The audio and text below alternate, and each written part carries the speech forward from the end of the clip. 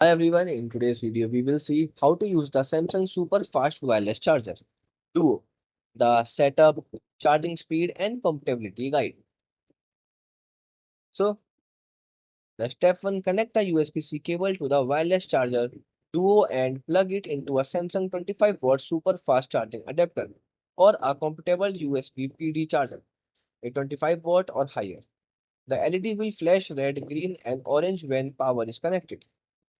Step 2, place your smartphone or Galaxy Buds on the larger left charging pad. Centered, cover the charging point.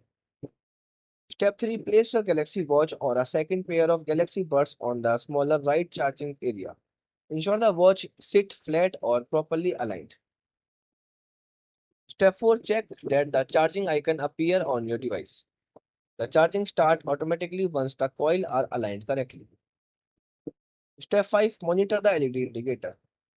Red means charging, flashing red means charging error, the reposition the device, and the green means fully charged, and the flashing orange means unsupported or the insufficient power adapter.